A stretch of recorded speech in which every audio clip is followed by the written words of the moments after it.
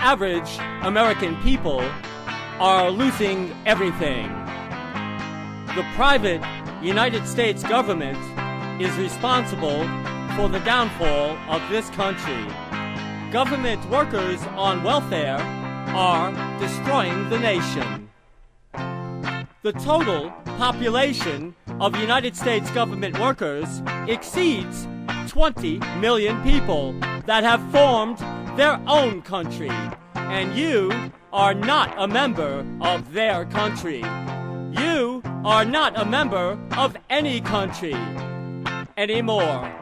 You are on your own.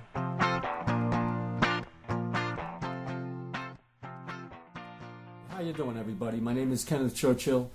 I'm Vice President of Street News of New York City. Dishonorable people run this world. If you've got a couple of minutes to stick around, listen to this show, I hope that you do.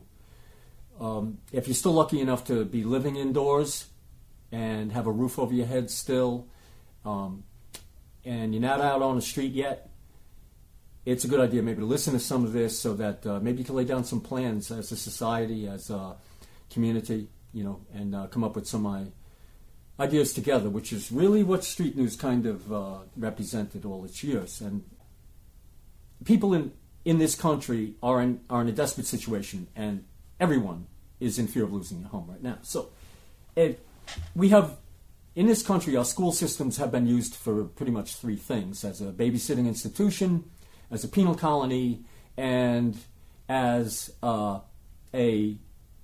place to classically condition people at a young age, so that as they pass through life, they will obey. They will be socially engineered by the time they get out of school to obey each and every command that they receive from a person in a position of authority. And that's what you need to take a look at. Will you obey the letter when it comes to your home saying, get out?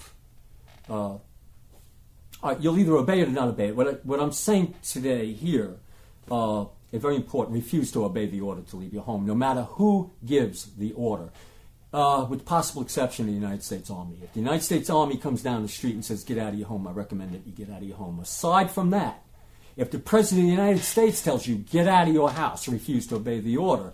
If the sheriff comes and says, get out, refuse to get out of your home. And stand together street by street, city by city, town by town, village by village, across this country, and refuse any command to leave your home. Stand together. People of Harlem, refuse to leave your home. A community of such great accomplishments in civil rights. I'll pick a street in Harlem as an example for anyone else in the nation. If somebody's evicted on 155th Street in Harlem, okay, they don't need the support of the whole community. What they need is the support of the people that live on 155th Street. Whether that command is given by a landlord, whether that command is given by a bank, whether the command to leave your home is given by the sheriff, the mayor, or the bishop of the Catholic Church. Okay? No matter who gives you command to leave your home, refuse to leave your home. Because if enough of us, we already have 2 million homeless in this country, and we don't need any more out there without a home. We really don't. And this country will collapse if we all just obey commands and leave our homes. So stand where you are. And how could that be accomplished?